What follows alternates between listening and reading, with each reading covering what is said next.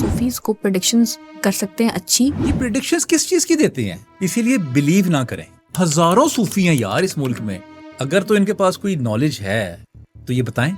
ना तो बताते हैं, लोग उनको फिर भी मानते हैं। जाहिल कैटेगरी है, पीरी मुरीदी, वो पीर जूती लगा रहा होता है सर पे, दमालें चल रही हैं। जितने भी सूफीज इनको कहा जाता है सारे ओल्ड एज्ड होते हैं, क्या कोई कम उम्र इंसान सूफी नहीं हो सकता? लोग कहते हैं ये भी बच्चा है, लेकिन अब एक मेटाफिजिक एक वर्ल्ड है, उसको कौन डील करेगा? फिर पढ़ाई लिखाई करके फिर वो एनालाइज कर पाते हैं। बुजुर्ग बाबे को यही का क्या पता होगा। क्या मजहब से ताल्लुक रखने वाले लोग मजहब बेचते हैं?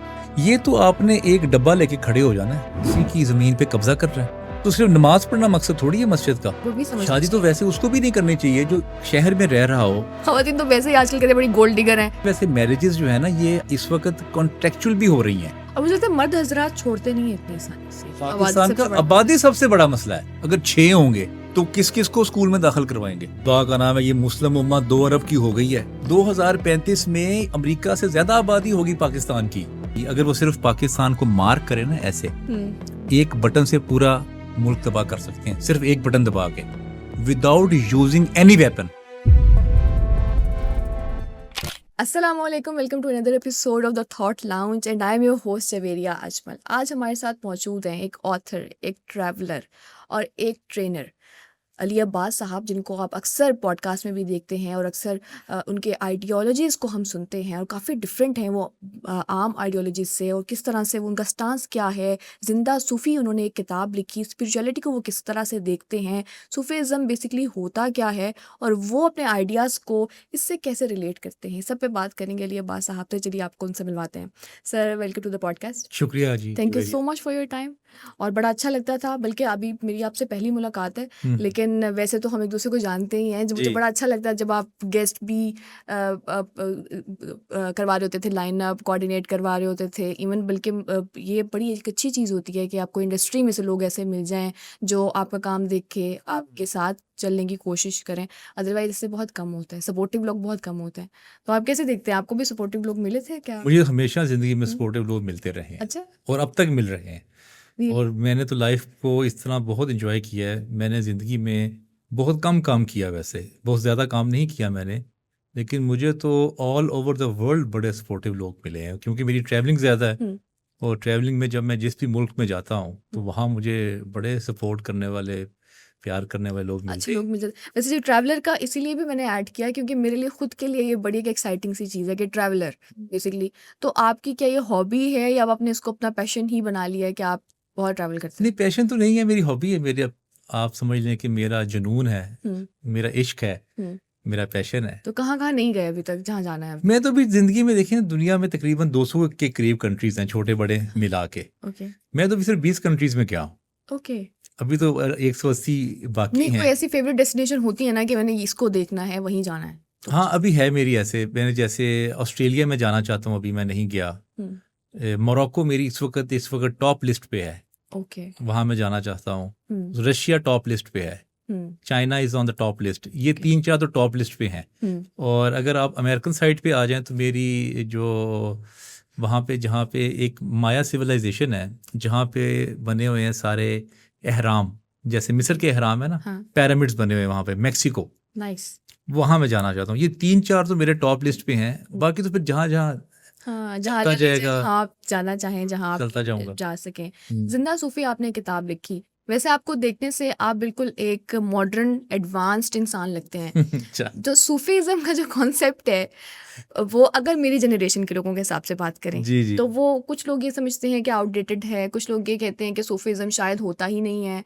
आपने क्या सोच के, किस थॉट के साथ आपने ये किताब लिखी और आपका कैसे ताल्लुक है सूफीज़म से? मुझे लगता है जवेरिया कि इसका कोई ताल्लुक हुलिये के साथ नहीं है। ओके।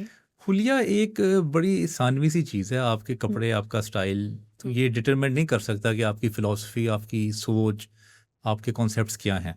मैं तो जब मुख्तलिफ फ़िलॉसफीज़ को स्टडी करता था, मार्क्सिज्म को स्टडी किया, कम्युनिज़म को भी किया, कैपिटलिज्म को भी किया, अपने जो रिलीजियस थॉट्स हैं जैसे बुद्धिज़्म है, हिंदुइज़्म है, यहूदीज़्म है, ये सारे मैंने स्टडी किए। पाकिस्तान में जितने भी मुख्तलिफ स्कूल ऑफ थॉट को हम मोस्टली देखते हैं, पढ़ते हैं, जैसे अल-तुशी हैं, अहले सुन्नत हैं, देवबंदी हैं, अहले हदीस हैं, सैफ़ी सिलसिला है, वो हरी पगड़ियों वाले हैं। इन सब को स्टडी करने के बाद मुझे लगा कि बेहतर तरीका ज़िंदगी गुजारने का वो सूफ़ीज़्म की जो थॉट है वो ज़्यादा मुझे अट्रैक्ट की। अच्छा। क्योंकि मुझे बड़ा बुरा लगता था जवेरिया जब एक दूसरे के खिलाफ जब लोग तोहमतें लगाते थे और काफिर कहते थे एक दूसरे को, तो मुझे लगता था कि यार ये हमारे दीन में ये कैसे हो सकता है कि आप किसी को काफिर कह दें। या बाकी जो स्कूल ऑफ थॉट थे वो डराने पे ज़्यादा उनका यकीन था, अच्छा। कब्र का अजाब, और हाँ। आप जब मर जाएंगे तो आपको ये दोज़ख में आज आपने ये बात कर दी, ये लफ्ज़ बोल दिया, सीधा आपने जहन्नुम में जाना। जहन्नुम में जाना है आपने। तो वो डराते बहुत थे, जो मौलवी तबका है ना सारा। तो मुझे ने फैसिनेट नहीं किया मौलवी ने। अच्छा। अच्छा, फिर मौलवी जो है वो जवाब नहीं देते आपके क्वेश्चंस के। अब मेरे दिमाग में बड़ी क्यूरोसिटीज थी कि why there is God, God से पहले क्या था, हाँ। कायनात कैसे बनी, दुनिया बनी क्यों बनी, इंसान का क्या मकसद है। ये सारे मेरे दिमाग में ना बहुत सारे क्वेश्चंस थे सही। जिनको मौलवी हज़रात जवाब नहीं देते थे। उनका एक पैटर्न था, वो जुम्मे का खुतबा देते थे, तकरीर की और बस चले गए। तो मुझे मज़ा नहीं आता था। आपको इंसाइट्स ही नहीं मिल पाती शायद। अपने जो सवाल जो आपके जहन में थे ना वो मेजॉरिटी के जहन में होते हैं, लेकिन हाँ इतनी खोज कोई नहीं लगाता। हाँ ठीक है, अब जिसका ज़्यादा इंटरेस्ट होता है वो खोज लगाता है। देखें सब लोग तो पीएचडी नहीं करते ना, नहीं करते। कई लोग ऐसे होते हैं जो मैट्रिक करके छोड़ देते हैं, कुछ एफए तक जाते हैं, कुछ फिर बीए करते हैं, फिर मास्टर्स करते हैं, फिर जैसे अब आप एमफिल कर रही हैं एमएस, हाँ, और एमएस के बाद हो सकता है पीएचडी करें। तो वो दुनिया में ना जब जो हायर स्टडीज़ है ना वो कम ही लोग करते हैं, चाहे वो एकेडमिक्स लाइन की हो चाहे वो जनरल स्टडीज़ हो। बिल्कुल ऐसे ही है। तो मैंने सोचा था कि ज़िंदगी में अगर आए हैं तो कुछ ना कुछ डिस्कवर करना चाहिए ज़िंदगी में, कोई अच्छा लाइफ ऐसी गुजारनी चाहिए जिसमें आसानी भी हो सही। और जिसमें आपको मज़ा भी आए, तो जिसमें सूफीज़्म ने आपकी ज़िंदगी को आसानी कैसे प्रोवाइड की? आसानी बड़े आसान तरीके से प्रोवाइड की कि उन्होंने डराया ही नहीं सूफियों ने। अच्छा। सूफी कहता है कि खुदा से मोहब्बत करो और खुदा आपसे मोहब्बत करता है। फिर सूफी ने समझाया कि 3-4, देखिए मैं आपको मोटी बातें बताता हूँ। सूफी ने, ये हम बचपन में हमने ये सुना था, जो क्रिश्चियंस होते हैं ना, हम उनको चूड़ा कहते हैं, कितना हम बुरा वर्ड उनके लिए इस्तेमाल करते हैं, और हम कहते हैं ये नापाक हैं। हाँ, मेजॉरिटी समझती है ऐसे। अब यार वो ही इंसान है, वो हमारे साथ वाले घर में पैदा हुआ है उसी इलाके में, वो नापाक कैसे हो सकता है। अब ये मुझे कॉन्सेप्ट बुरा लगता था। अच्छा, फिर आप गौर करें, हम क्रिश्चियंस के साथ हम खाना नहीं खाते, ठीक है, या हिंदू अगर कोई हमारे साथ बैठ जाए हम उनके साथ खाना नहीं खाते। हम अपने आप को समझते हैं कि हम सुपीरियर हैं, हमने जन्नत में जाना है, उन्होंने दोज़ख में जाना है। तो ये जो सारे कॉन्सेप्ट थे ना जो बचपन से बने हुए थे एक, वो इन्होंने ठीक किया। बल्कि आप जैसे बता रहे ना खाना नहीं खाते, मैंने एक केस इस तरह का भी देखा है कि क्रिश्चियन ने आकर घर में किसी चीज़ को हाथ लगा दिया, जैसे पर्दा होता है या कुछ, जो खातून थी उन्होंने पर्दे को धोना शुरू कर दिया कि उसको हाथ लगा। आप ये देखिए इसको कितनी तकलीफ होती है कि ऐसे क्यों किया जा रहा है, इंसान तो है ना और अल्लाह के बनाए। तो खैर आप तो स्पिरिचुअल लीडर्स ने ये सिखाई बात कि तमाम मुसलमान, तमाम इंसान, मुसलमान नहीं तमाम इंसान बराबर है। सही। कोई तफरीक नहीं है खुदा की नज़र में इंसान के हवाले से। अच्छा, जो कुरान में जो दर्जा बताया है इंसान का, वो ये है कि हर इल्म वाला के ऊपर इल्म वाला है, यानी कि जिसका इल्म की बुनियाद पे इंसान की तफरीक हो सकती है। रिलीजन और फ़िरका और कौमियत और मैं बट हूँ, मैं शेख हूँ, मैं ज़ात जो है उसकी बुनियाद पे नहीं हो सकती। सही। तो ये ज़िंदगी आसान हो गई ना। फिर हम भी पहले ये समझते थे कि ये हिंदू जो हैं ये दोज़ख में जाएंगे और जन्नत सिर्फ हमारे लिए, ऐसे ही ठीक है। जबकि गामदी साहब का आप पूरा इस पे थीसिस है कि जन्नत में कोई भी जा सकता है जो अच्छे अमाल करे।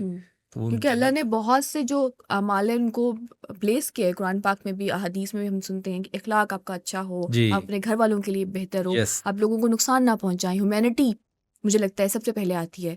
तो ये चीज़ें शायद अगर कोई करता हो तो अल्लाह तो बख्शने वाला है। और ऐसे केसेस भी हमने देखे हैं कि बहुत से लोगों को अल्लाह मियां ने बख्शा।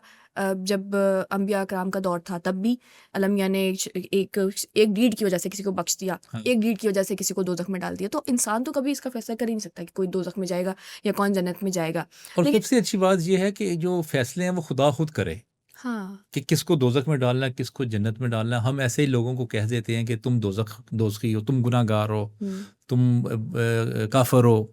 हम इस तरह के जो तोहम लगाते हैं इल्ज़ामात लोगों पे, तो ये नहीं लगाने। अच्छा, इसमें नहीं है। अब ये सूफीज़्म में ये बिल्कुल भी नहीं है। अच्छा, वो कहते हैं आए खाना खाएं, हमारे साथ बैठें, गपशप लगाएं, जो आपके सवाल है हमारे साथ करें, वाह, जो भी आपके पास क्वेश्चन है। कोई भी बंदा आ जाए किसी भी मजहब का, या कोई मज़हब को नहीं भी मानता तो वो भी आ जाए? हाँ बिल्कुल, दे आर वेलकम। ओके। और वो उनको ये नहीं आप बावर करवाएंगे या अपनी बॉडी लैंग्वेज से ये फील करवाएंगे कि तुम कमतर हो हुँ, और हम तुमसे बेहतर हैं। हुँ, उनके साथ ही खाना खाएंगे, उनके साथ ही गप लगाएंगे और जो जो वो सवाल करेंगे उनके जवाब देंगे। वाओ! तो इस तरह से कुछ लोग दीन की तरफ भी आते हैं? डेफिनेटली देखें, जो जिन लोगों को क्यूरोसिटी होती है ना, हुँ, जो जानना चाहते हैं, फिर उनमें शौक ज़्यादा पैदा होता है। सही। दीन पे आने से ज़्यादा बेहतर इंसान वो है मेरे ख्याल से जो ह्यूमैनिटी की तरफ आए हुँ, और अपना ज़िंदगी एक ऐसे तरीके से गुजारे किसी भी मुल्क में जहाँ भी वो रह रहा हो कि उसको किसी दूसरे शख्स से कोई तकलीफ ना हो। हाँ, अब मज़हब आपको सारा आता है और मज़हब आपने सारा हिफ्ज़ भी किया हुआ है, आपने सारा कुछ, और आपको सब कुछ आपको पता है, लेकिन आपके इर्द गिर्द के लोग अगर आपसे तंग हैं हुँ, या वो मुसीबत में हैं आपकी वजह से, हुँ, तो मेरे ख्याल से उससे वो बंदा बेहतर ज़्यादा है जिससे लोग खुश हैं। एग्ज़ैक्टली। तो अल्लाह भी उससे ही खुश होता है जो डेफिनेटली। मखलूक के साथ अच्छा होता है। हम्म। सूफ़ीज़्म का जो कॉन्सेप्ट मैंने शुरू में इसीलिए इसकी बात की कि हमारे में जो एक मेजॉरिटी समझती है वो ये है कि कुछ बाबा जीज़ होते हैं, हाँ लंबे लंबे बाल होते हैं हाँ हाँ हाँ, और लंबे तो मैंने भी रख लिए वैसे। लेकिन वो बिल्कुल उनका ख्याल नहीं करते बालों का भी, और जैसे अच्छा। वो धमाले डालना, ये चीज़ करना दरबारों पर। I am not against anything, हर किसी की अपनी एक खुशी है जो वो करे, लेकिन ये कॉन्सेप्ट समझा जाता है कि सूफ़ी वो होते हैं जो शायद उनको ये भी ख्याल नहीं होता उनके कपड़े कितने दिन से उन्होंने एक ही कपड़े पहने हुए हैं और वो अब गंदे भी हो रहे हैं, बस वो एक अपनी ही एक दुनिया में होते हैं। हम्म। तो इस चीज़ को ऑब्वियसली एक नेगेटिव इम्पैक्ट है क्योंकि हमारे दिन में तो सफाई सफाई नहीं है। मान है, तो बिल्कुल ये ठीक है। बताएं, तो इसको आप कैसे रिलेट, इसको क्या इस पे स्टांस है आपका? उनको ना फॉलो करें, सबसे पहले ये देखें अच्छा। कौन से लोग साफ सुथरे हैं, अच्छा। कौन सी लोग अपने कपड़ों का ख्याल रखते हैं, सही। अपने खुशबू का ख्याल रखते हुँ, हैं। ये सबसे पहले उन लोगों को आइडेंटिफाई कर लेना, अच्छा, तो उनको फॉलो करना चाहिए। जो गंदे मंदे रहते हैं और जो सही। कई दिनों से कपड़े बदलते नहीं, और जो लोग अपने बाल, जैसे आपने कहा कि वो धोते नहीं, बड़े लंबे लंबे लट्टे सी लगी होती हैं, और उनको ना फॉलो करें। देखिए, आपके पास मीडिया पे और आपके पास दुनिया में हर ऑप्शन मौजूद है। ऐसे ही। आप देखें कौन कौन क्या कर रहा है, फिर अपनी अकल इस्तेमाल करें। देखिए 360 टाइम्स के करीब ना कुरान में अकल का और इल्म का जिक्र हुआ है। हुँ, अकल इस्तेमाल करो, अपनी अकल इस्तेमाल करो। इंटेलेक्ट बड़ा ज़रूरी है इस वो चीज़ क्यों हुआ है? हुँ, वो इसीलिए हुआ है कि आप हर एक चीज को जैसे देख रहे हैं उसको वैसे ना मानना शुरू कर दें। हुँ, देखिए, कुरान भी कह रहा है कि अकल इस्तेमाल करो, तो इसका मतलब है अकल आपने हर जाविये में इस्तेमाल करनी है।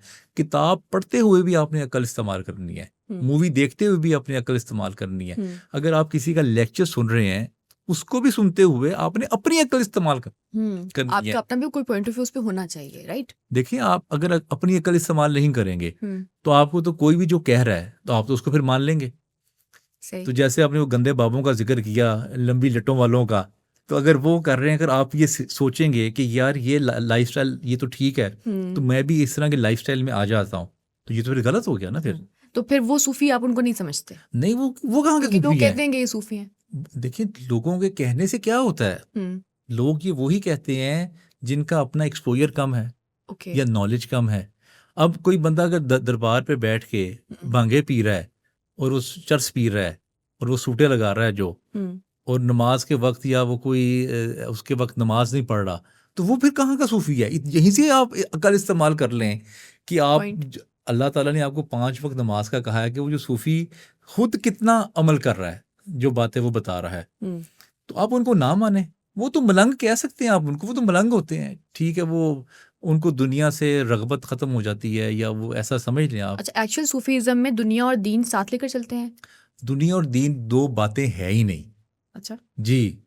ये तो हमें गलत कॉन्सेप्ट सिखाया गया है ज़िंदगी में कि दुनिया अलग है और दीन अलग है।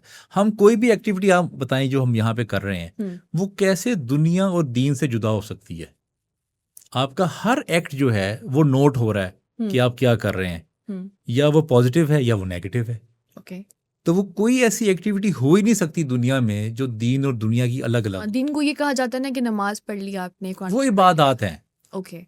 वो इबादात हैं, हुँ, और एक अखलाकियात हैं, और फिर एक हकूकुल इबाद हैं। सही। ठीक है, ये इस सब का ताल्लुक दीन के साथ है, हुँ, हुँ, और इसमें कोई ऐसी बात ऐसी नहीं है जो कि दीन से आप जुदा होके कर सकते हैं। जैसे अभी आप मुझे अभी कॉफ़ी पिलाई आपने मुझे, हुँ, ये एक मेहमानदारी का एक तरीक़ाकार है ना।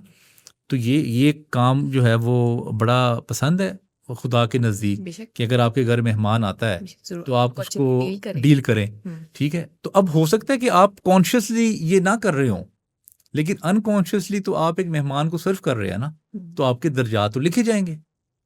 तो ये सारे काम ना इसीलिए कुरान में कहीं जिक्र इकट्ठा अलग से नहीं है दीन का, दीन और दुनिया का है। हाँ, जो जंगलों में निकल जाते हैं अक्सर लोग कि हम तो आइसोलेशन में जा रहे हैं और हम तो सिर्फ अल्लाह से रिलेट करेंगे खुद को, वो गलत है। अच्छा, उसको मैं गलत तो नहीं जवेरिया कहूँगा, वो भी एक ना लर्निंग का एक समझ लें एक मेथड है। ओके।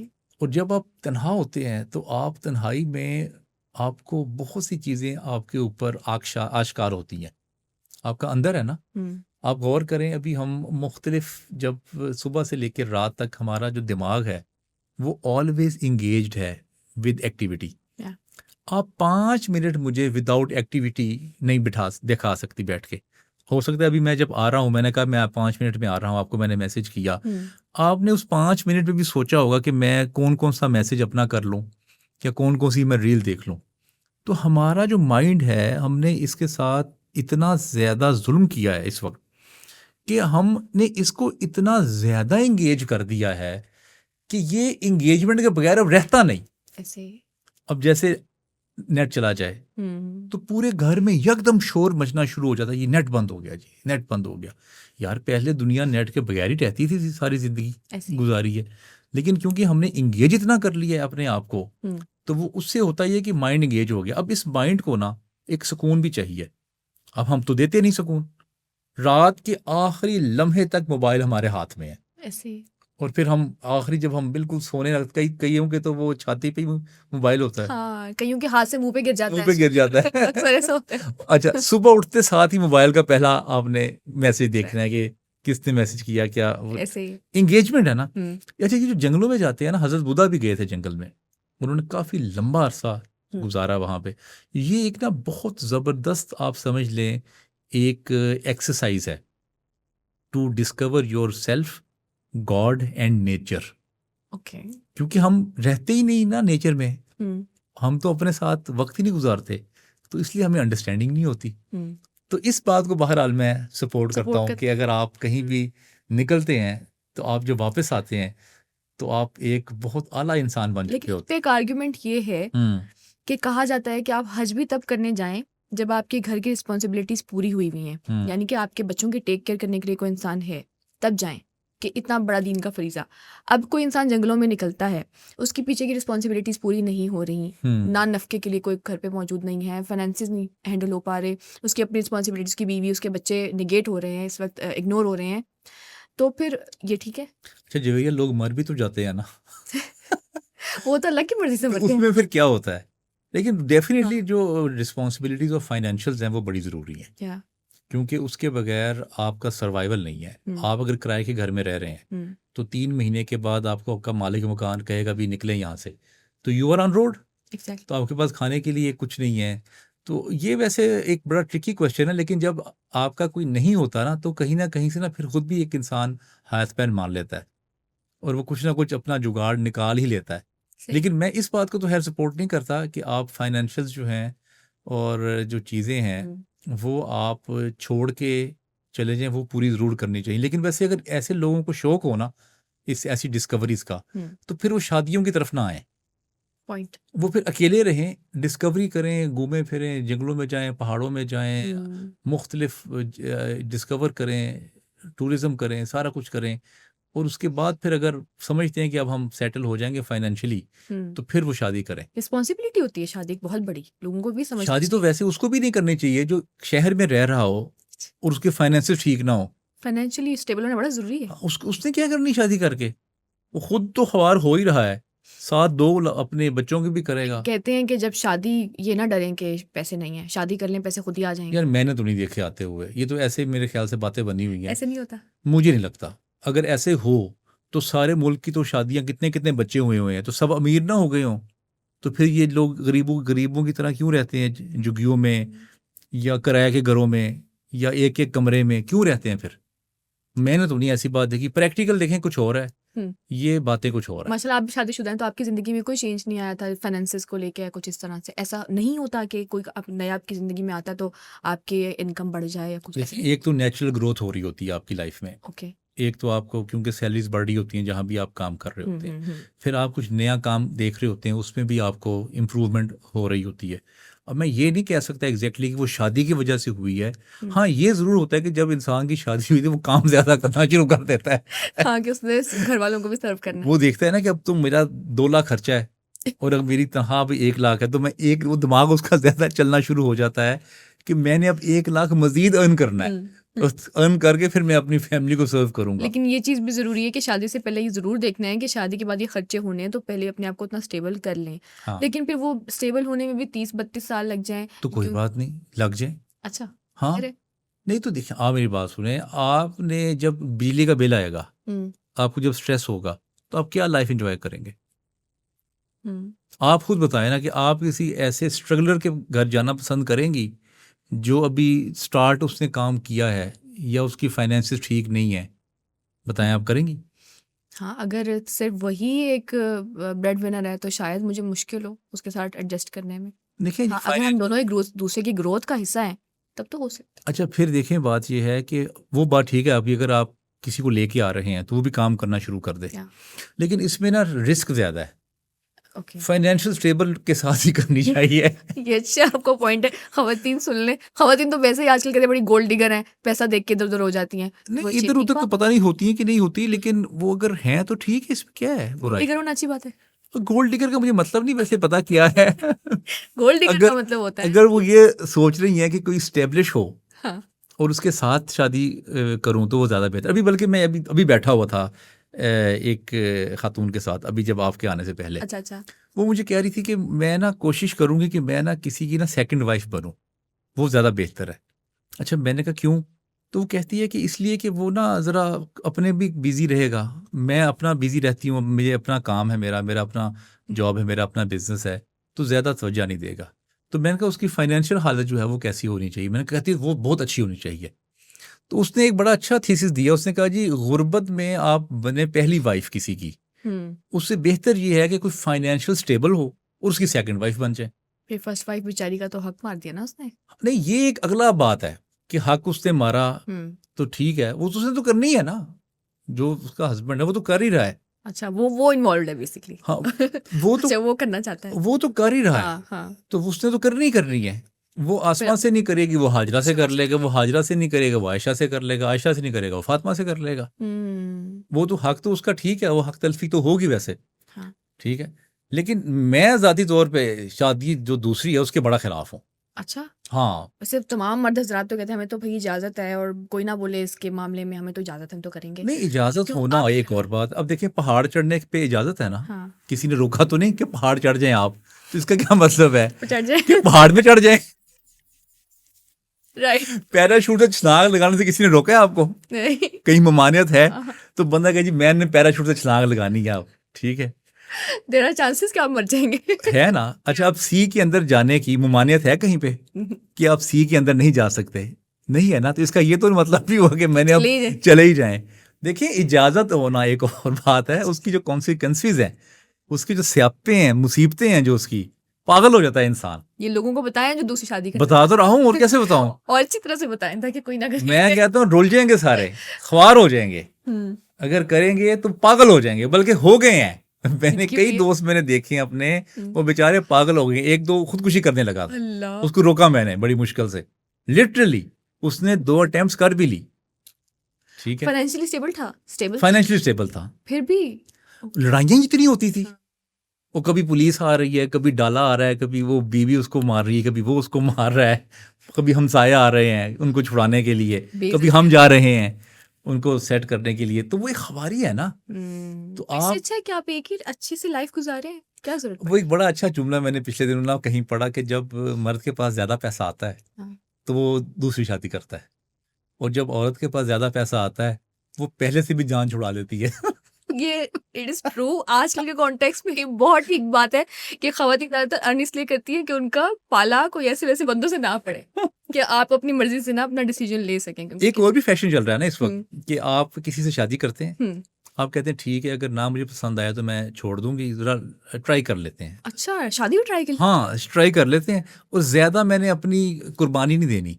हाँ, अगर हो गया सेटल तो ठीक है, लेकिन हाँ, एक बच्चा मैं ले लेती हूँ उससे, ओके। ताकि मेरे पास एक मेरा किड हो, मेरा सहारा भी हो, मेरे साथ गप भी लगाए, मैं उसको हक भी करूँ, प्यार भी करूँ, हाँ, मुझे मेरा भी मज़ा आता रहे, कोई हो कि पूरी जिंदगी अच्छी गुजरे। अच्छी लगे। और फिर जब बच्चा पैदा कर लिया, फिर उसको कहा यार कि तुम अपने रास्ते और मैं अपने रास्ते।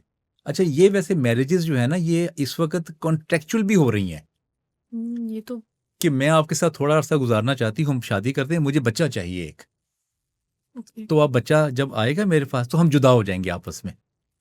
दिस ये contract, this is in marriage. हाँ, तो वो क्योंकि उसकी वजह है ना, वो कहती है कि मैं फाइनेंशियली स्टेबल हूँ, मेरा एक मुआशरे में मुकाम है, ठीक है, मैं अपने इस हस्बैंड की क्यों बातें सुनूं, इसकी फैमिली की क्यों खिदमत करूं, क्यों इसके खाने करूं, क्यों इनके उस पे शादियों पे जाऊं, क्यों इसकी फोतियों पे जाऊं, मैं क्यों जाऊं, वाई शुड आई गो, मैं फाइनेंशियली स्टेबल हूं, बस तुम मेरे साथ कॉन्ट्रैक्ट करो 2-4 साल का, लेकिन मेरे में इन्वॉल्वमेंट नहीं करनी तुमने, ओह, ये नहीं पूछना किधर जा रही हो, किधर से आ रही हो, किसके साथ थी, किसने ड्रॉप किया है, या किसके पास जा रही हो, ये नहीं मुझे ये तो पूछना। एक्सट्रीम है। नहीं, देखिए एक्सट्रीम है या नहीं है, एक आपको मैंने एक स्टाइल बताया है तो आप इसको जो सपोर्ट करते हैं क्या? नहीं, इसमें ना फिर मजीद भी ना आगे जाके प्रॉब्लम्स भी क्रिएट होती है। अगर आपने बच्चा रखना है, लेट्स बच्चा लेना मकसद है ना, तो अडॉप्ट कर लें। एग्जैक्टली, किसी की मदद हो जाएगी। हाँ, आपने उस बेचारे के साथ शादी करके उस वो हो सकता है ज़हनी मरीज बन जाए बाद में वो, कि उसने मुझे एज अ सिर्फ यूज़ किया है एज अ पपेट। और मुझे लगता है मर्द हजरात छोड़ते नहीं है इतने आसानी से। क्या छोड़ देते हैं? जैसे नहीं, कॉन्ट्रैक्चुअल मैरिज जब हुआ ही खवातीन करती कॉन्ट्रैक्ट है हैं। मैरिज के 2 साल का मैरिज कॉन्ट्रैक्ट है आपके साथ, तो फिर क्यों नहीं छोड़ना उसने? उसके लिए भी देखिए ना, वो कोई बहुत हाई फाई नहीं होता ना, अच्छा, या वो कोई बहुत फाइनेंशियल स्टेबल नहीं होता। अब जो फाइनेंशियल स्टेबल होगा वो क्यों करेगा ऐसा कॉन्ट्रैक्ट? कभी भी नहीं करेगी। उसको क्या जरूरत है, वो तो खुद स्टेबल है, वो हम्म, तो एक नेचुरल सी नॉर्मल सी शादी करेगा ना। हम्म, तो ये चाहती हैं कि कोई हल्का सा सादा सा हो, जो हमारे में ना इंटरफेयर ना करे। बस हम्म। इंटरफेरेंस से जो है ना, वो बड़ी इस वक्त जो है ना वो खैर एक प्रॉब्लम एक है। तंगी है कि हम्म। बहुत इंटरफेयर ना करें, सपोर्ट करें। लेकिन ये जो आप बता रहे हैं ना, ये तो बिल्कुल ही मुझे लग रहा है कि एक नई चीज शुरू हो चुकी है कि देखिए, बात कॉन्ट्रैक्ट फिर भी बेस्ड। ये है कि जब आप हस्बैंड होता है ना, जब वो आपने किसी के साथ जा रहे हैं या कोई ड्रॉप कर रहा है या पिक कर रहा है, तो फिर हस्बैंड की गैरत जागती है, हाँ, तो फिर वो लड़ाइयाँ होती हैं, सर में तो वैसे भी बहुत ज्यादा गहरा था। फिर वो गुस्सा आता है ना। हम्म, तो इसीलिए वो फिर लड़कियों ने ये एक फार्मूला निकाला है कि जी आपने मुझसे पूछना कुछ नहीं, आप मेरे एक डमी हस्बैंड हैं, ओके। नाम के बस। लो, मुआशरे को दिखाने के लिए देखो जी, आई एम मैरिड। हाँ, एक ये ओके। अच्छा, हाँ, एक लड़कियों में ये भी स्ट्रेस है कि वो जब शादी नहीं हो रही होती ना, तो वो लोग पूछते हैं तुम्हारी शादी नहीं हो रही, हाँ, हाँ। क्या हुआ है, लेट क्यों होगी, कोई मसला है, ये वो एक ये भी जो स्टिग्मा है ना, इसको भी छुपाने के लिए वो कहती है जी ठीक है, तो मेरी तो शादी हुई हुई है इनके साथ। अच्छा जी, क्या करते हैं जब हस्बैंड में घर पे ही होते हैं जी, ठीक है, अच्छा, कि मेरा तो खुद बस अपना लोगों को चैन आ जाए कि शादी हो गई। शादी हो गई, ये भी एक रीजन है। अब मल्टीपल रीजंस हैं, हम्म, लेकिन अब जो भी कॉन्ट्रैक्ट कर ले उसके हिसाब से। और लड़के जो फाइनेंशियल स्टेबल नहीं हैं, they are ready to do. फिर वो बड़ी उम्र की खवातीन से भी शादी कर लेते हैं। बड़ी छोटे का मसला ही नहीं है उनके लिए, उनके लिए मसला ये है कि they are not financially stable. Okay. जब वो फाइनेंशियली स्टेबल नहीं है, और ना ही फाइनेंशियल स्टेबल हो सकते हैं, हो के फिर अपनी शादी कर सकते हैं, वो कहते हैं एक तो हमें शादी पे खर्चा कोई नहीं करना पड़ेगा, 10-15 लाख जो चाहिए। हम्म, जो अभी जॉब कर रहा हो कहीं पे, 15-20 या 50,000 जिसकी सैलरी हो, वो कहाँ से 15 लाख रुपया लाएगा? अच्छा, फिर रखना कहाँ है, फिर रखना कहाँ है उसको? जब आपके घर पे कोई अलग पोर्शन होना चाहिए। फिर हाँ, पहले ही बच्चे इतने ज्यादा हैं हर घर में, आबादी तो माशाल्लाह हम तो पागलों की तरह आबादी बढ़ाते जा रहे हैं, ऐसे ही। और कोई इस पे बात नहीं कर रहा। ये पाकिस्तान का जो मसला, ये बार बार जो कहते हैं ना, सियासत है या टेररिज्म है या गंदगी है हम्म, या ये दहशतगर्दी है, ये सारे मसले छोटे हैं। हम्म। आबादी पाकिस्तान का सबसे बड़ा मसला। आबादी सबसे बड़ा मसला है। देखिए, सिंपल सी बात है, अगर आपका एक बच्चा है, हम्म, आपके जो रिसोर्सेज हैं, जो सैलरीज आप ले रहे हैं या मियाँ बीवी दोनों काम कर रहे हैं, उसकी सारी इन्वेस्टमेंट उस पर होगी। ऐसे ही। वो अच्छे स्कूल में दाखिल करवा सकता है उसको, उसके लिए अच्छे खाने का एहतमाम कर सकता है, अच्छे कपड़े वो पहन सकता है। अगर 6 होंगे तो किस किस को स्कूल में दाखिल करवाएंगे? 30,000 रुपया स्कूल की फीस है इस वक्त, अच्छे लेवल के स्कूल की। ऐसे ही। ठीक, फिर क्या होता है, कॉम्प्रोमाइज सबसे पहले तालीम होती है। वो कहते हैं इनको डाल दो वही सरकारी स्कूलों में, बेसिक राइट्स ही आप नहीं प्रोवाइड कर खत्म पाते। हो गया ना। अच्छा, यहीं से फिर वो तबकाती निज़ाम हम्म, शुरू हो गया एक बच्चा है जो 30,000 वाले स्कूल में पढ़ रहा है, उसकी ग्रूमिंग उस हिसाब से हो रही है 15 साल। एक पढ़ रहा है टाटो वाले स्कूल में, उसकी ग्रूमिंग उसके हिसाब से हो रही है। अब कॉर्पोरेट किसको हायर करेगा? ऑब्वियसली जो अच्छा पढ़ा लिखा है उसको। उसी को करेगा ना। हम्म, आप बड़ी बड़ी यूनिवर्सिटीज़ में पढ़ रही हैं इस वक्त, हम्म, आपने पहले भी 2 यूनिवर्सिटीज़ में जहाँ पे पढ़ी हैं। हम्म, अगर आपको कहीं किसी बहुत ही बैकग्राउंड किसी कॉलेज में, गर्ल्स कॉलेज में किसी गांव के पढ़ा होता, आप यहाँ बैठ सकती थी? बैठ ही नहीं सकती थी। आपकी ग्रूमिंग ही नहीं थी, आपकी कम्युनिकेशन ही नहीं थी, आपका नॉलेज ही नहीं होना था। बिल्कुल ऐसे ही। तो फिर आप एक आबादी का ना एक बम्ब वो पैदा कर रहे हैं हमारे मुल्क में। लेकिन जब कहने की कोशिश, जब ये आवाज़ उठाने की कोशिश इस हवाले से की जाती है तो बहुत सी ताकतें जो हैं वो शुरू हो जाती हैं कि नहीं, किड्स आर गुड, होना चाहिए, हमारी मुस्लिम उम्मा के लिए बड़ा ओ यार, ज़रूरी है। खुदा का नाम है, ये मुस्लिम उम्मा 2 अरब की हो गई है। क्या इन्होंने उखाड़ लिया 2 अरब का? और सबसे कहते हैं ज्यादा कि ये जो हमारे तो दीन भी हमारे इसके खिलाफ है कि नहीं आप इतनी तो ज्यादा आबादी हो गई है। आप मुझे एक बात बताएं, 52 कंट्रीज में कोई एक भी अभी तक फर्स्ट वर्ल्ड कंट्री बन सका है मुस्लिम्स? नहीं। इतने ज्यादा हैं 2 अरब, तो क्या उखाड़ लिया उन्होंने? कुछ भी नहीं उखाड़ा और आगे भी कुछ नहीं कर सकेंगे। ये बिल्कुल एक बकवास थ्योरी है कि आबादी बढ़ाते जाओ पागलों की तरह। अच्छा, अभी बात सुन लें, वो जो वैक्सीनेशन आजकल आई है, क्या नाम है उसका? सर्वाइकल कैंसर की वजह सर्वाइकल कैंसर।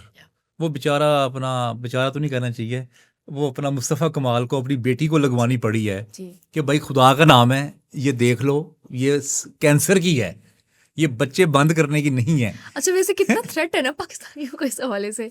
अच्छा। मुझे इतनी तकलीफ हुई देख के कि अभी तक बहुत अच्छे जिनको मैं पढ़ा लिखा समझती थी वो भी इसके खिलाफ बोल रहे हैं कि ये वैक्सीन ना करवाएं। यार बात ये है कि पूरी दुनिया को हमें वैक्सीन देने की क्या ज़रूरत है कि ये बच्चे अकल अपनी, इसलिए मैंने पहले क्या कहा आपको, अकल इस्तेमाल करो। इस्तेमाल करें। ओ भाई, अकल इस्तेमाल करो अपनी। हम्म, कि वैक्सीन लग रही है तो वो उसका क्या पर्पज़ है? वो पूरी दुनिया से देखें, कुछ दुनिया में ना, जैसे पोलियो है, या जैसे वो कोरोना वायरस आया था, वो पूरी दुनिया से जब तक ख़त्म नहीं होगा ना, तो वो ख़त्म ही नहीं होती फिर बीमारी ना, वो तो फिर लग जाती है ना आगे आगे। इसी तरह पोलियो को भी मसाइल हैं इस तरह के। फैलती जाती है। अब बात यह है कि क्या किसी को ज़रूरत पड़ी है हमारे यहाँ बच्चे ना हों? वैसे मैंने तो कहा है कि अगर इसमें ऐसी कोई चीज़ है कि जिसमें बच्चे ना हों, तो ये तो अच्छी बात है। ये तो पाकिस्तान की आबादी कम हो जाएगी इससे। ये इस पे लोग बहुत बहुत बुरा बोलेंगे। यार, अब मैं बता रहा हूँ, अगर 25 करोड़ आबादी हो गई है और आबादी बढ़ती जा रही है, अगर लेट सपोज हाँ। अगर इसमें कोई ऐसी चीज़ है भी वैक्सीन में जिसमें बच्चे कम पैदा होंगे, तो ये तो उस बेचारे का बहुत बड़ा एहसान होगा हम पे। मैं तो कहता हूँ कि यार उसका बहुत बहुत शुक्रिया कि पाकिस्तान जैसे फट रहा है आबादी के साथ, हम आबादी के अलावा कोई चीज़ में तरक्की नहीं कर रहे। हाँ, ये है। आबादी में बढ़ते जा रहे हैं तरक्की। 5वां बड़ा मुल्क है इस वक्त, आई गेस तो पाकिस्तान। चौथा होने वाला है। हम्म। 2035 में अमेरिका से ज्यादा आबादी होगी पाकिस्तान की। और लेकिन वो ना तो संभालना किधर है इनको? वैल्यू ऐड नहीं हो रही, किसी अच्छी जगह पे इस्तेमाल नहीं हो रही। जहाँ आबादी तो हो एटलीस्ट, तो कोई अच्छा काम भी करें ना, कि आप अपने मुल्क के लिए कुछ करें, या इतनी फैसिलिटीज हों कि आप उनको वो देकर उनको कोई अच्छा एक नाम दे सकें। कुछ भी नहीं, बच्चे पैदा होते जा रहे हैं। हाँ, कोई तो फायदा नहीं बच्चे पैदा कम होंगे। देखिए पूरा यूरोप, अब कोई एक कंट्री जो फर्स्ट वर्ल्ड कंट्री जिसको हम कहते हैं, कोई एक भी ऐसा नहीं है जिसकी आबादी बहुत ज्यादा हो। कोई एक बता दें, होता। कोई एक बता दें। बल्कि वो तो बाहर से लोगों को अपॉइंट करते हैं, क्या ये काम करें, हमारे हमारे मैन पास पावर काम नहीं। करें, यस, वो काम बाहर के लोगों से करवाते हैं। अमेरिका भी बाहर के लोगों से काम करवाता है। यूरोप में भी बाहर से लोग आते हैं, ऑस्ट्रेलिया में आते हैं, जापान में इस वक्त क्राइसिस है चाइल्ड बर्थ का। ठीक है, चाइना में भी क्राइसिस हो गया है वैसे, उन्होंने भी कंट्रोल किया आबादी अपनी। हाँ। आप देखें कितनी जबरदस्त वो आबादी को कंट्रोल करके हैं। उन्होंने कहा था एक बच्चा रखना है बस। 1 किड पॉलिसी वाली। 1 किड पॉलिसी थी, वो पॉलिसी चली है। और वो देखें अब चाइना कहाँ से कहाँ फर्स्ट वर्ल्ड में आ गया है।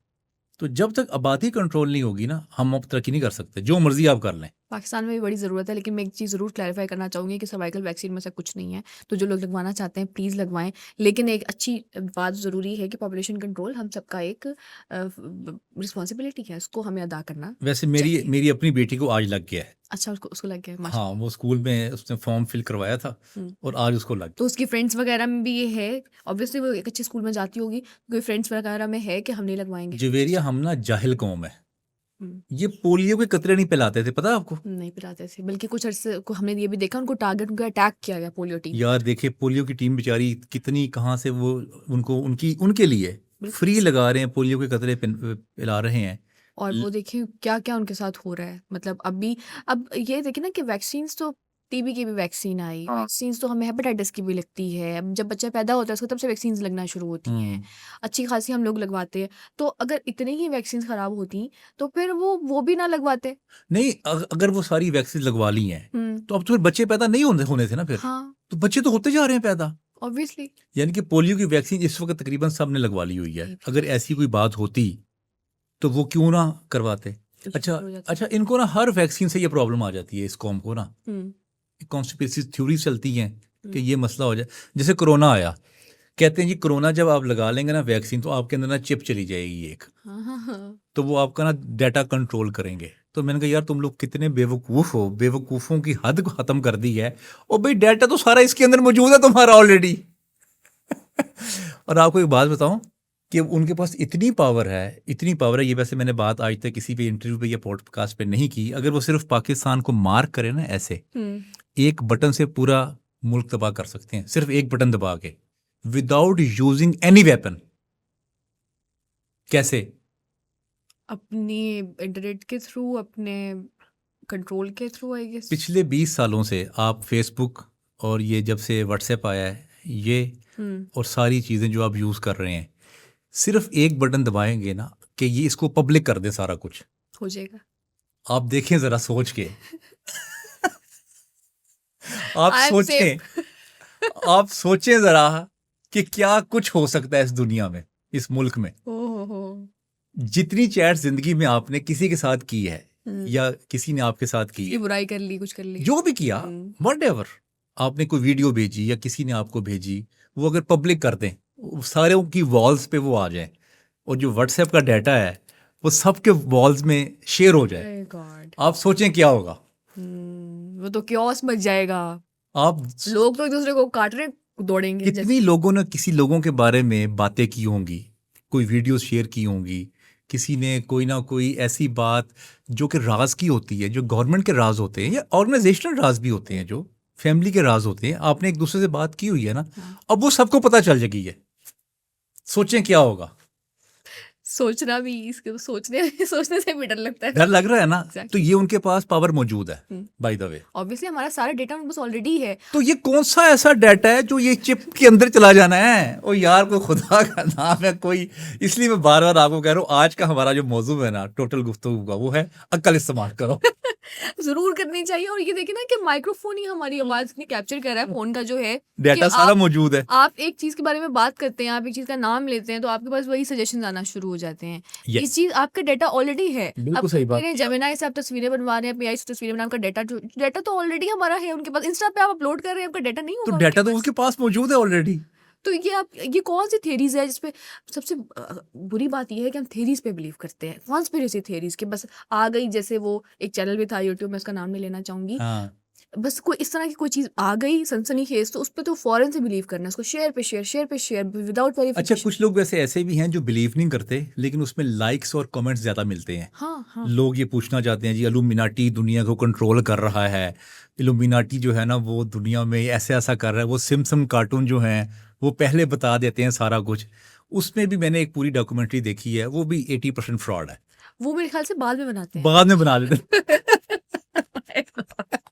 वो कोई वाकया होता है ना या उससे रिलेटेड, वो उनको यह पता, जैसे लेट्स सपोज के कोई ना कोई वाकया, उनके पास डाटा अच्छा होता है। अच्छा, दुनिया में ना चीज़ें जैसे इवेंट्स होने हैं, कोई जैसे अभी फुटबॉल का इवेंट होगा 2026 में, पता ही है ना सबको। आपने शायद उतना डीपली नहीं पता आपको, लेकिन उनकी ना दुनिया के ना जो इवेंट्स हैं ना, फ्यूचर इवेंट्स, उस पर नज़र होती है।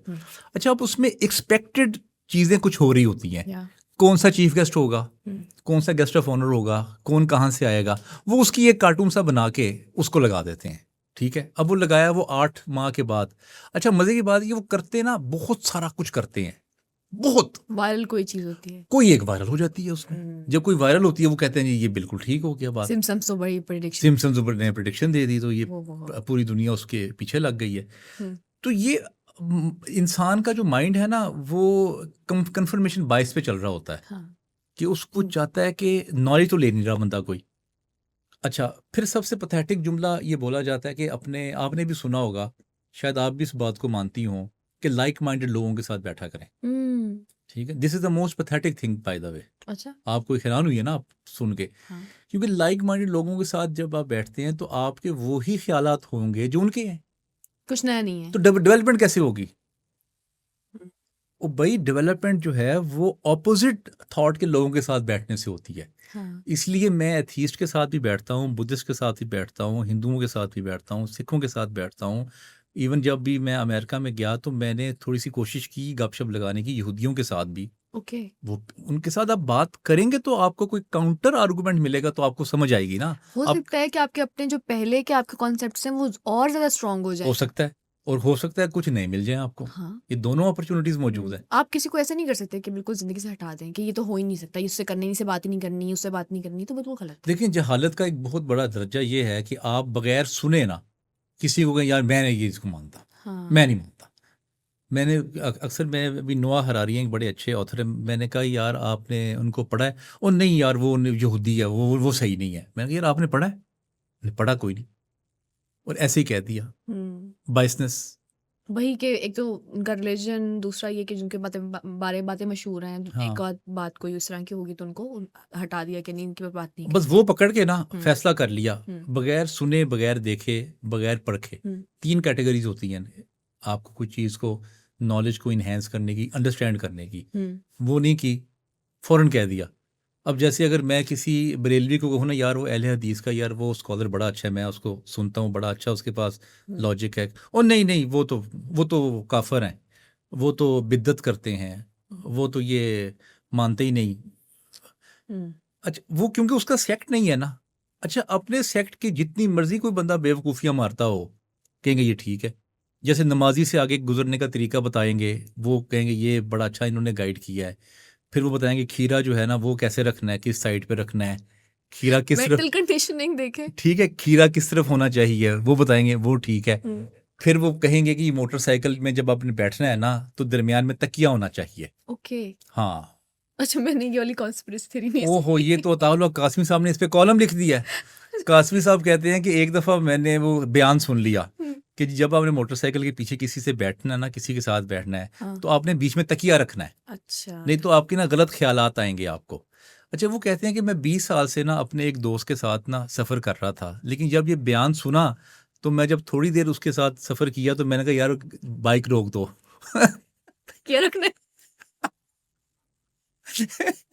वो मदनी तकिया भी उन्होंने निकाला हुआ है ना कि आप अच्छा। तकिया रखें सामने, and people are believing. People कहते हैं ठीक है।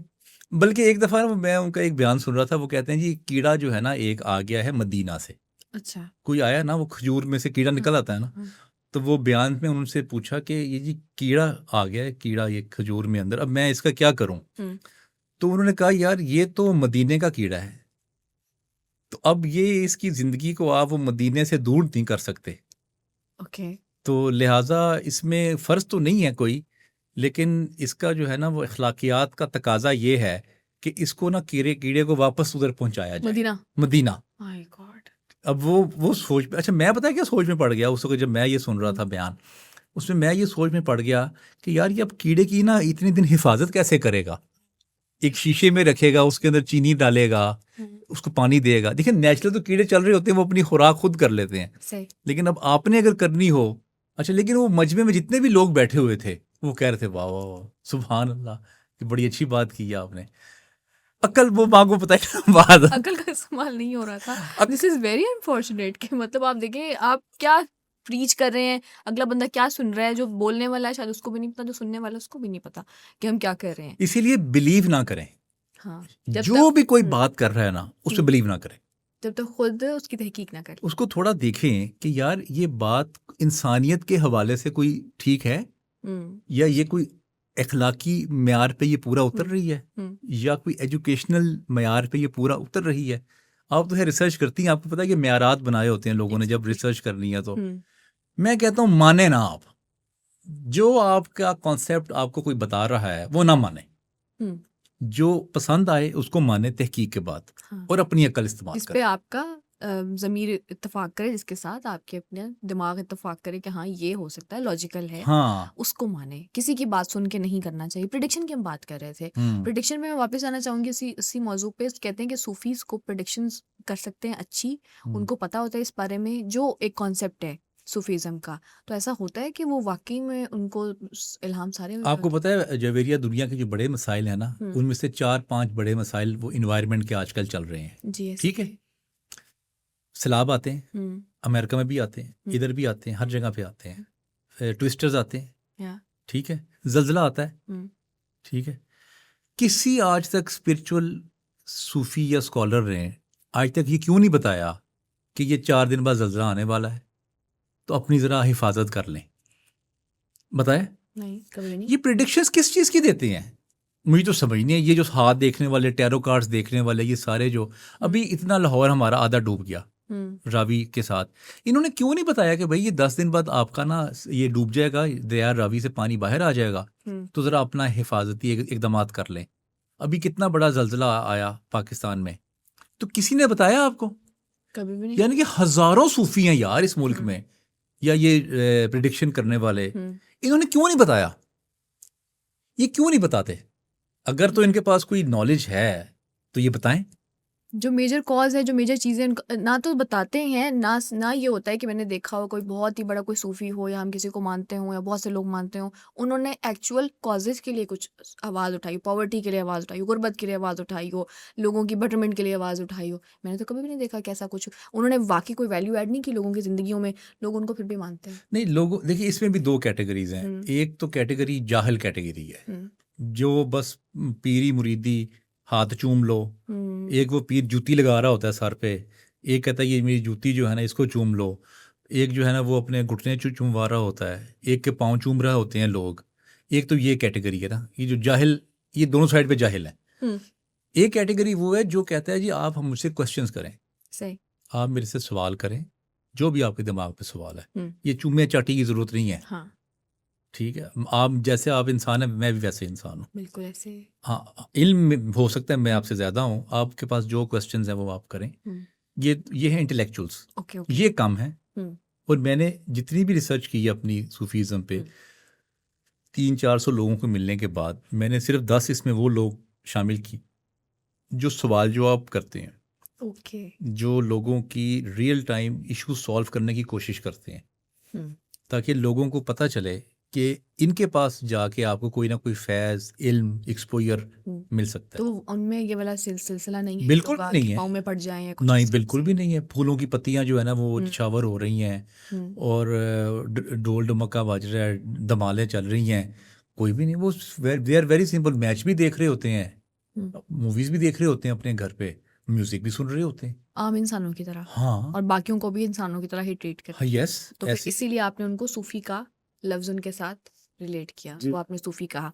अच्छा, मैं एक सवाल करना चाहूँगी, जितने भी सूफ़ीज़ जिनको कहा जाता है, तो या कहा जाता है कि इनके पास बहुत नॉलेज है, इल्म है, वो सारे ओल्ड एज्ड होते हैं, जो इतनी अच्छी खासी अपनी ज़िंदगी गुज़ार गए होते हैं, वो बूढ़े होते हैं, उनके बाल भी सफ़ेद हुए होते हैं।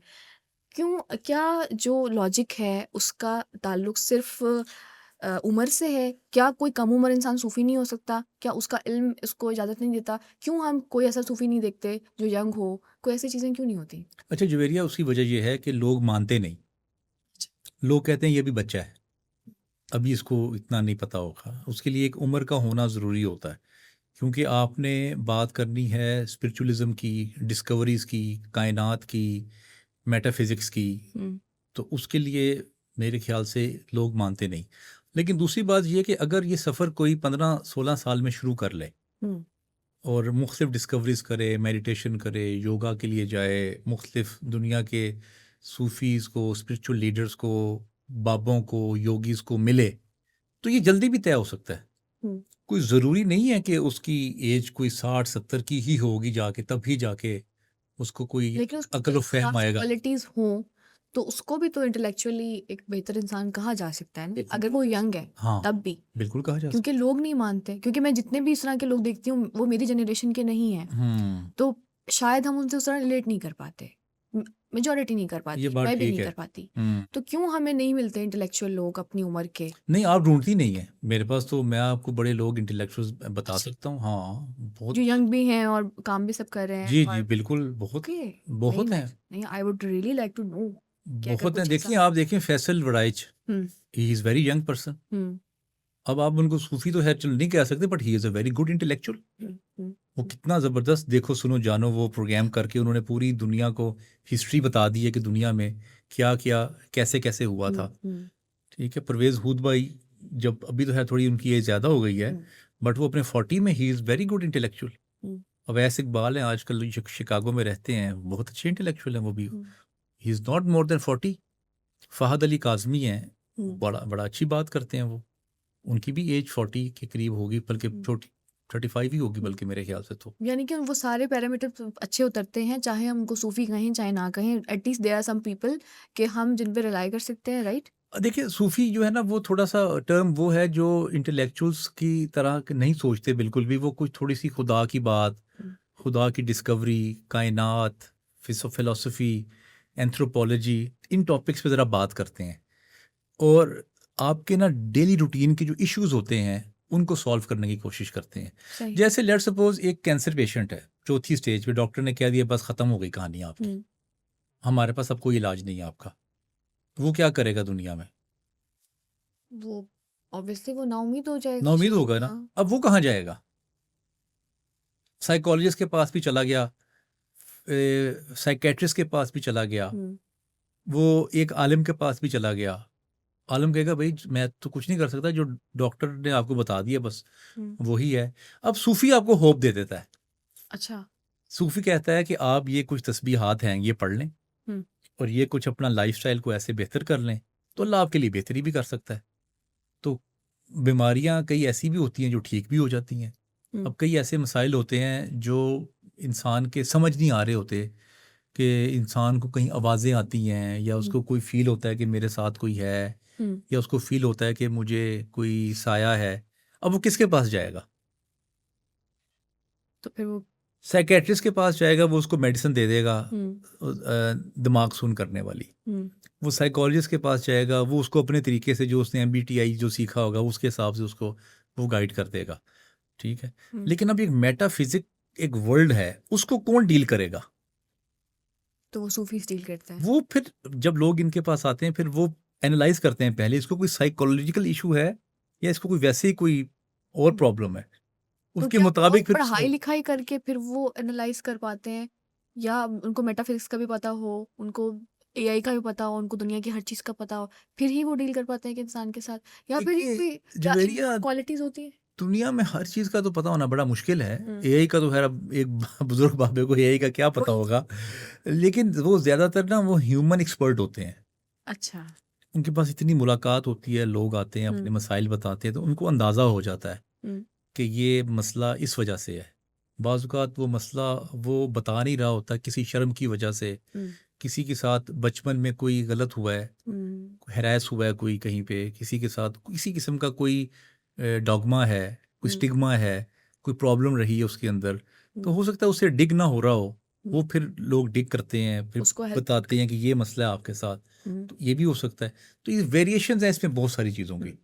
लेकिन सबसे बड़ा जो काम है वो सूफ़ी का ये है कि वो सुनता है, ओके। आपके मसाइल को सुनता है। हम्म सुन के आपका कैथारसिस करवाता है, आपको खाना खिलाता है, और कहता है कि आप अल्लाह बेहतरी करेगा आपके लिए। अच्छा, आप किसी से ऐसी ही बात सुन लेना, दो लफ्ज ये सुन लें क्योंकि अल्लाह बेहतरी करेगा, सब हो हाँ, जाएगा, तो वही आपके लिए काफी मेंटली आपके लिए बड़ी रिलैक्सिंग होती है। देखिए जुमलों की एक तासीर होती है। हम्म जुमले जब आपके कान से टकरा के आपके दिमाग तक जाते हैं तो एक एनर्जी पैदा करते हैं। हम्म अगर मैं मायूसी की आपको बातें दो मिनट यहाँ पे आपके साथ करता रहूँगा ना, आप यहीं पे डाउन हो जाएंगी।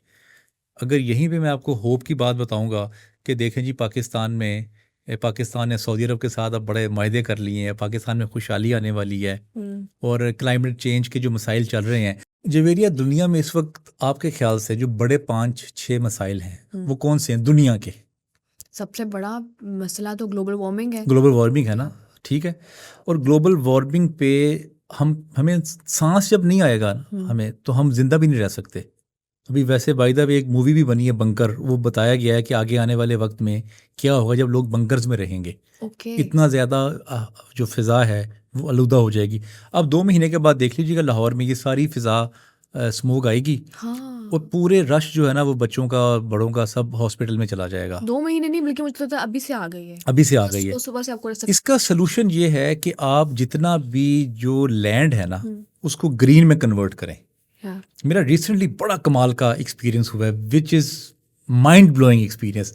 मैं अभी रिसेंटली कासिम अली शाह साहब के साथ सैमसन्स फार्म एग्रीकल्चर जो है ना वो फार्म हाउस पे गया वहाँ पे। अच्छा, उन्होंने एक ऐसा कमाल काम किया है जो कि इन्वायरमेंट के लिए एक ऑक्सीजन का वो काम कर रहा है दुनिया के लिए। नाइस, उन्होंने डेजर्ट को ग्रीनलैंड में कन्वर्ट कर दिया। ग्रेट, कैसा ज़बरदस्त काम है। जितना ज़्यादा ग्रीनलैंड होगा हम उतना ज़्यादा सांस ले सकेंगे, ऐसे ही। उतना ज़्यादा उनके दरख्त होंगे। अच्छा वहाँ पे जो है वो गाय भी देखी मैंने, हुँ, भैंसें रखी हुई हैं वहाँ पे हुँ, और एक ऐसा खूबसूरत इकोसिस्टम है वहाँ पे हुँ, कि वो सारा वहाँ से पानी आता है और पिवट एक टेक्नोलॉजी है जिससे ये पूरा पानी उसको जाता है ज़मीनों को, क्योंकि हार्ड ज़मीन होती है वो इस तरह से पूरा घूमता है क्लॉक की तरह हुँ, और तकरीबन आधा किलोमीटर का उसका एक पाइप होता है, उसके ज़रिए पानी शावर होता है, जैसे बारिश हो रही है वो घूमता रहता है और पूरी ज़मीन को वो पानी उसका जाता रहता है वाओ! और वो थोड़े अरसे अरसे के बाद वो वहाँ पे वो फसलें होती हैं। हुँ, ये है इस वक्त करने वाला काम। जितने भी ये बिल्डर्स हैं ना इस वक्त परेशान हैं कि हमारी ज़मीनें नहीं बिक रही या हमारे प्लाजे नहीं बिक रहे, हमें मसाइल हैं, उनको इस तरफ इन्वेस्टमेंट करनी चाहिए मेरे ख्याल से। और ये लाइन्स बनाने चाहिए जितना प्रॉपर। लैंड बहुत है पाकिस्तान के हुँ, पास और 7,000 एकड़ उन्होंने कन्वर्ट किया है डेजर्ट इनटू ग्रीनलैंड। क्या बात है! 7,000 एकड़। ये रंगपुर एक जगह है, हाँ, आप विजिट भी कर सकते हैं और आप उसको गूगल भी कर सकते हैं। मुल्तान से तकरीबन 1 घंटे का। नाम तो ये लोग हैं जो कि रियल टाइम दुनिया में वैल्यू ऐड कर रहे हैं, एग्ज़ैक्टली। ना सिर्फ पाकिस्तान में, दुनिया में ये वैल्यू ऐड कर रहे हैं।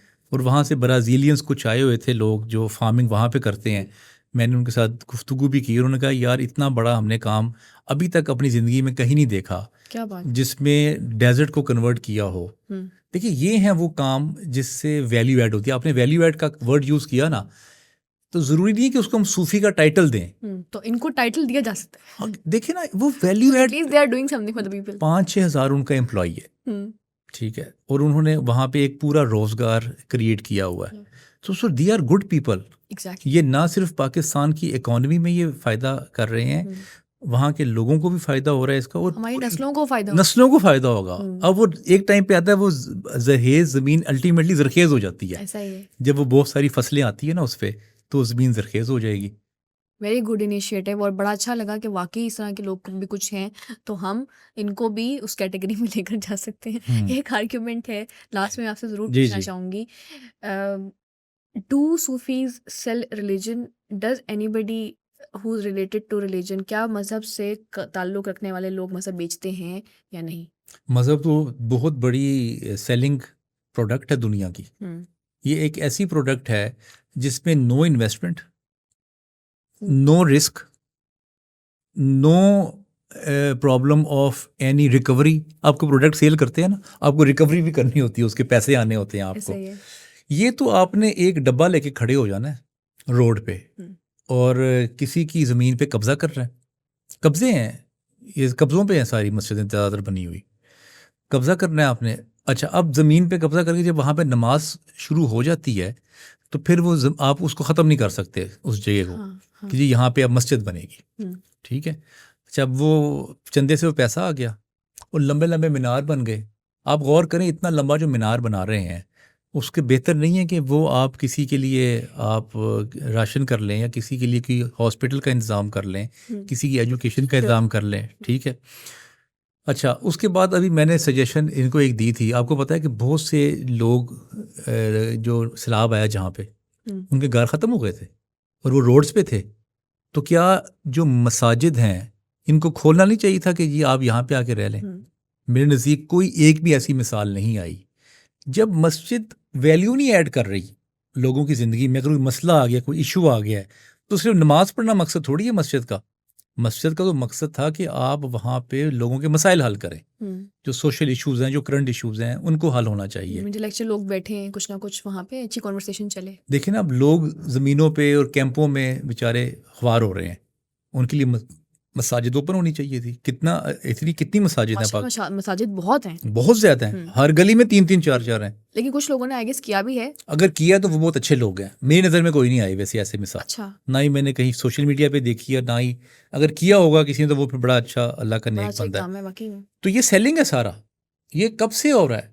हम्म, ये आज से नहीं है, ये तो कई हज़ार सालों से ये हो रहा है, अपने आप को पावरफुल बनाने के लिए, अपनी फैल फॉलोइंग Increase, मज़ीद करने के लिए, पैसा बढ़ाने के। जज्बाती करने के लिए। देखिए हर बंदा आके ना जज्बाती करेगा आपको, हम्म, अगर सवाल जवाब कहेंगे ना वो नहीं करेगा, क्योंकि उन्होंने रट्टा एक लगाया हुआ है, वो रट्टे से आपको जज्बाती करके आपको कहते हैं कि जी अमेरिका मर्ग और ये सारे गलत हैं, अपने बच्चे वहाँ पढ़ रहे होते हैं। तो ये लोगों को अक्ल इस्तेमाल करनी चाहिए ना, कि जो लोगों की जिनकी यहाँ पे स्कूल्स हैं, कॉलेजेस हैं, यूनिवर्सिटीज़ हैं, वो अपने बच्चे उनके बाहर पढ़ते हैं हम्म, और लोगों के बच्चों को कहते हैं वो यहाँ पढ़ें। हम्म, तो ये आपको अपनी अक्ल इस्तेमाल करनी चाहिए कि आप उनके किरदार को देखें बिल्कुल। कि वो क्या कर रहे हैं। कान और आंखें खोल कर रखें, देखेंगे कौन क्या कर रहा है, और उसके बाद फिर उसके अपना डिसीजन लेंगे आपने किसको फॉलो करना है, किसको फॉलो नहीं करना। यस, बहुत शुक्रिया अली अब्बास साहब, बहुत अच्छा लगा आपसे मिलके। हमेशा जब भी मैं आपकी पहले भी आपको पॉडकास्ट में देखती थी या इंटरव्यूज़ में देखती थी, तो मुझे हमेशा एक नई चीज़ सुनने को मिलती थी, कुछ नया ऐड होता था आपकी आइडियोलॉजीज़। उसके लिए आपको बल्कि मैं दोबारा भी ज़हमत दूँगी एक दफ़ा कि हम आपकी आइडियोलॉजीज़ को ही डिस्कस करेंगे, क्योंकि बहुत डिफरेंट है। आज शायद हमारे पास वक़्त इतना नहीं था कि हम उसको कर सकते। लेकिन ज़रूर इस पे भी हम बात करेंगे। और बहुत शुक्रिया, जितनी भी हमने बातें की, they are full of insights, they are full of information. और again thank you very much. शुक्रिया जवेरी आपका। So this was a podcast, I hope you enjoyed too. आपसे मुलाकात होगी इंशाल्लाह नेक्स्ट पॉडकास्ट में। मैं दीजिए इजाज़त, अल्लाह हाफ़िज़।